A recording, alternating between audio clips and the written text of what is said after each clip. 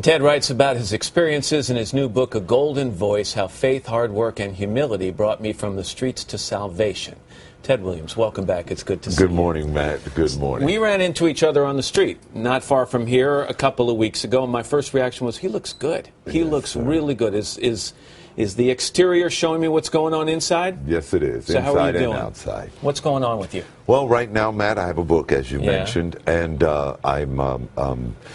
excuse me, I'm so nervous again. Here we go. First of all, I have a new rooted background. You know, I have a new attorney who's representing me very well. Good people around Good people you now. around me. Great people around me. You've been clean and sober 1 for... year.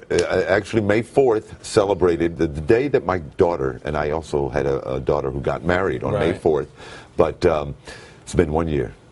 After we met you and all that stuff happened to you, the appearances on shows like this and all the interviews, it was not a simple process going forward. You had steps forward and steps back. You had relapses. Yes, sir. And many so of them. how many times have you been in rehab since we first met you? Well, the last time, May 4th, 1 year, last year, I went in for the second time. Right. That was the second time. The first time I left after 8 days or 9 days. Was the attention and the fact that you started to make a little money, was that a problem? I mean, you know, we worried here. I'll be very honest with you. We worried that once you got some cash in your pocket, you were going to go out and spend that cash on drugs. Oh, yes, sir. Yeah, I went to California, and alcohol became the first. I figured since it wasn't my drug of choice, so to speak, alcohol could be my new drug. You know, I can go and start drinking, and nobody would know. You know, everybody would know Ted was on crack, but they wouldn't know that Ted was drinking. So, yeah. Is it a struggle every day for you still? Yes, it is. One day at a time, Matt, I must tell you. This book is not an easy read. I mean, there are things in this book you're pretty honest about: delinquent parenting, dishonesty with your mother, even your role in prostituting your girlfriend so that you could get money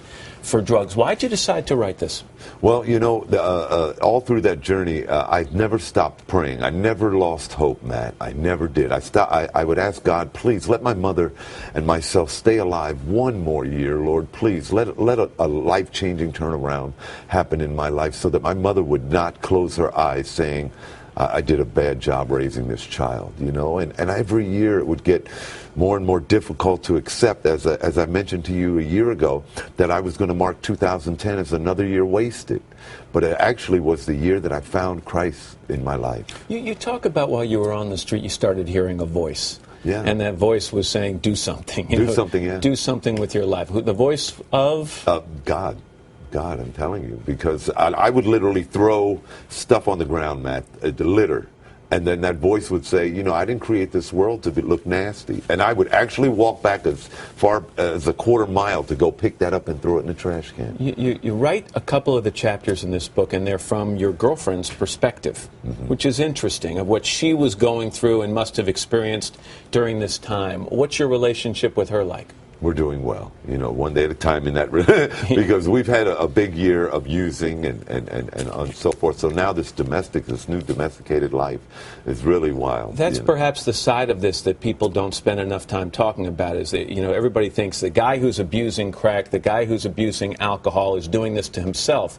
But it's about the relationships with your girlfriend and your mother and your kids. That's correct. And so how would you describe your relationship with your children these days? Because there was tension there. There's no question about it. Yeah, we're doing well. I just walked my daughter down the aisle on May 4th, and now she's married, and I was able to be a part of that. Something I know a year and a half ago, Matt, I wouldn't have even thought about, you know, let alone become a part of. You know, the reason we wanted to have you back is because we do care about you, and we all learned to really care about you when you were here. And we're going to do this again in 5 years, and what will we be talking about then? You'll be talking about my new radio station, my Escalade, and my You have your sights set on an Escalade? Yes, I have. Oh, I want an Escalade bad. I don't know if I'm promoting a Cadillac right now, but I do want one, Matt. You know, and my attorney, Brett Adams, he said, hey, man, you keep doing the right path, Ted. I'll get that Escalade in your driveway. And 5 years from now, we'll be able to say you've been clean and sober for 6 years. For 6 years, that's correct. Come on, do the math with yes, me. Sir. I love you, Matt Lauer, Thanks, for real. Ted. It's and all a pleasure of to the have you staff back. here. Thanks. We're thrilled to have you back and thrilled that you're doing well. Thank you, sir.